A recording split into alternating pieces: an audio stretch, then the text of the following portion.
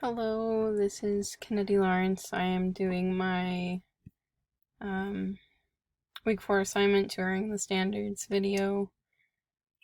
So just getting into that, the first thing being about this differentiating standards versus curriculum. And so that first question is being what is the difference between standards and curriculum? And then the second, what is the teacher's role in deciding what is taught in the classroom?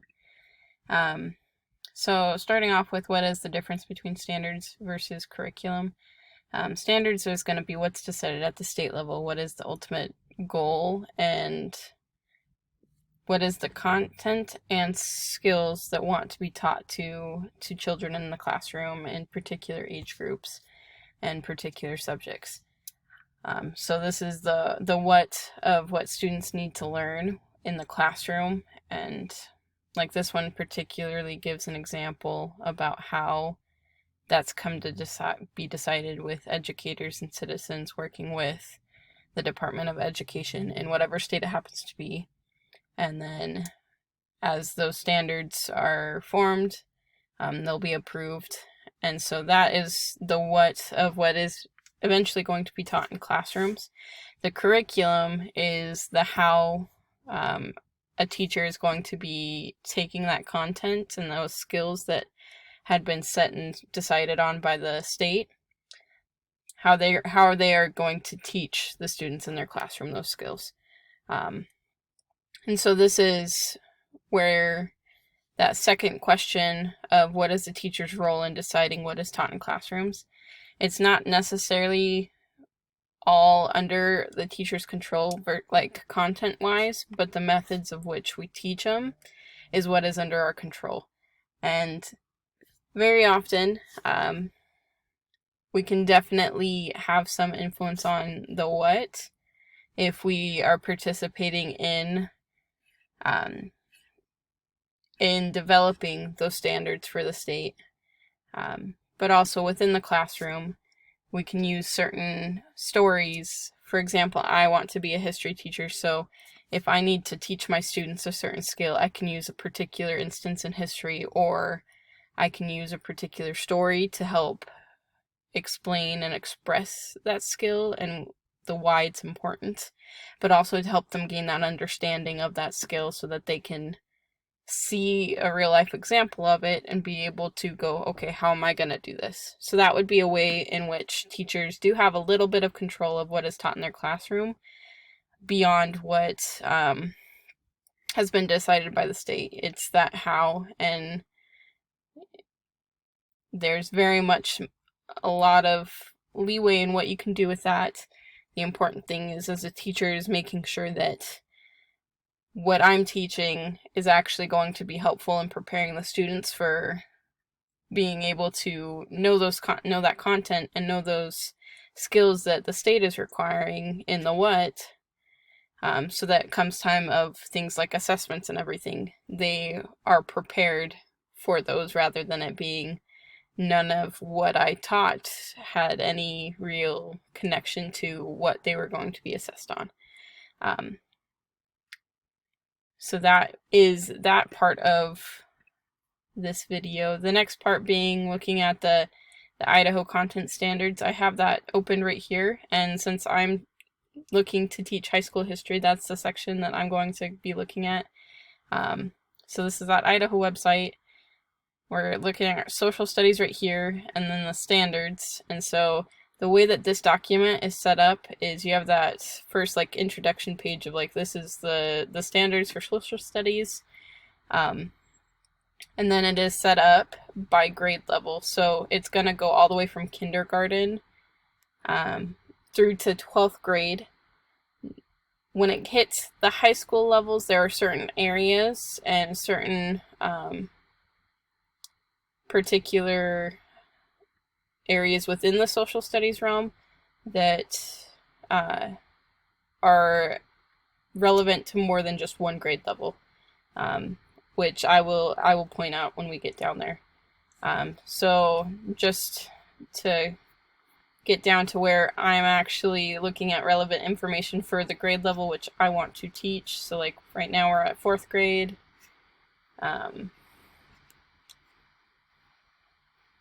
And then 5th grade.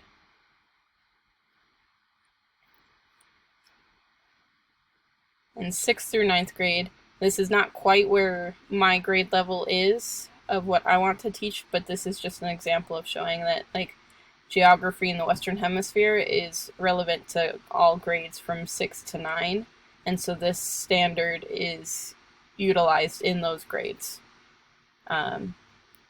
So we are there. That one is followed by geography in the Eastern Hemisphere. This is still not my grade level, being another one that's grades 6 through 9. So these are all things that are relevant for those grade levels for this particular subject.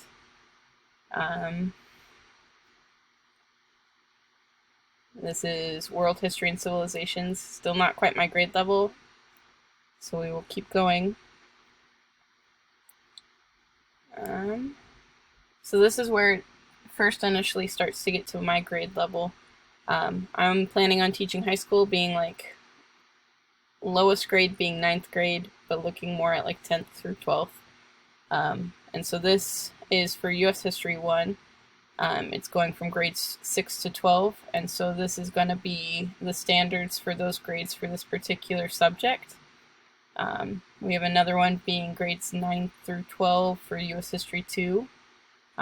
These are going to be the standards for that subject. And then American Government for grades 9 to 12. This is one that's particularly relevant to me because my minor is American Government, and I hope to teach American Government classes as well as normal history classes in high school. But the way that within each of these grade standards for particular subjects, it's set up for having standard 1, the standards listed, standard 2 being geography, and then like a 3rd standard being economics, and a 4th standard being civics and government. And so within each standard, it's listed and explained what that actual standard is right here. So this one being students in American government build an understanding on the foundation principles of the American political system, the organization and formation of the American system of government, that all people in the United States have rights and assume responsibilities, the evolution of democracy, and an understanding of comparative government. So within that standard, you have a couple of important things to look at. You have the goals that are given. So it takes those standards and breaks them down even further into goals, and then those goals into particular things that they need to do. So this first goal being build an understanding of the foundation principles of the American political system. The objectives of this goal is to describe the origins of the constitutional law in Western civilization, including the natural rights philosophy, Magna Carta, common law, and the Bill of Rights in England. So that is pretty specific, where based off of this, I would know particular lesson plans that I need to do and what I need to focus on to help the student in full understand the foundation principles of the American political system, which would in turn be that small portion of the standard that is set by the state. And so looking at, so one of the things that it's important to do is to look at the key concepts and vocabulary that are included in the standards, as well as the skills and abilities that are included in the standard.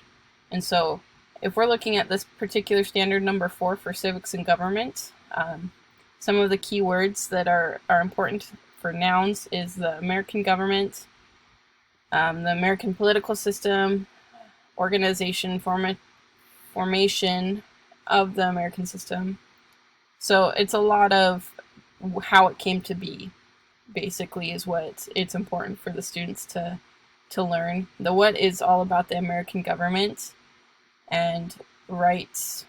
I would say rights is another important noun looking at in this particular one, but also democracy, and then comparative government. Those are all very important nouns within this particular standard that are the what students need to actually be learning to have an understanding and meet the requirement of what the standard is. Some of the important verbs, which I would say the most important one in this is understanding, because ultimately it is one thing to know the facts about the American government system, to tell you about all the branches, about all the rights that people have, about how democracy came to be. But if we don't really actually gain an understanding of how that is, there's no actual way for students to apply that knowledge to themselves. And so understanding is the most important verb here, followed also by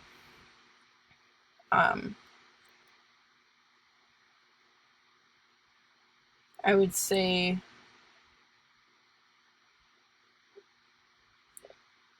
it's not necessarily in the standard itself, but another being building. I think this is an important verb as well as understanding in this, in the context of the standard, because it's showing that you have to build up to that understanding. And so that having that in mind as a teacher wanting to help students gain that understanding, it's doing so in a way that it builds it slowly for them, because all of that information at once is not going to be something that's helpful. It's going to damage and make it a lot harder for them to actually understand what is being taught.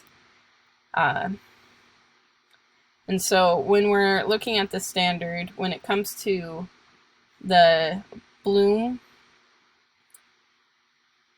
looking at the Bloom levels of where we're at, I would honestly say that this is going to be a significant mix of these three levels right here, being the analyzing, applying, and understanding, because the building up to it is going to be a lot of this analyzing and applying the content and the skills that are being learned, resulting in that understanding. And so it's very much so a mixture of those three things to eventually be able to help students have that understanding to where they are meeting the requirement of this standard right here. The other being the Verbs. I would say in this, most of where this is at is going to be in levels 2 and 3, more leaning towards level 2, because this is understanding and putting the facts or the content of that standard, being like the American government system, the formation and organization, the rights and the responsibilities of people, evolution, and then comparative government. That's going to be a lot of learning these facts and putting them into the context of how they fit into the American government system, but also how they connect to other things. And I would say the strategic thinking and decision making is where it comes in, that this is like almost the applying that knowledge to themselves. It's understanding a deeper connection rather than just this fact goes with this, or the Constitution was written in this year. It's much deeper than that, but understanding and making judgments about how exactly it all fits together, but why and what's really important in it. And then I hope that helped you to better understand some of the standards for Idaho, but also understand how like this particular standard fits into those two stages and levels of thinking. Just to kind of finish off, there is a little bit past where I'm at in this. We're in the American government, which is grades 9 through 12, where it goes through the different standards for this particular one, there being 5 standards total in this particular section. And then going into this last section being economics, which is grades 9 through 12, being set up in the similar way where it's going through the history. This one, however, has no objectives for a lot of the purposes of economics. There are occasional ones, but for the most part, there's not really a whole significant connection to economics besides understanding how different parts influence economics in the long run. But thank you for watching this. Have a wonderful day.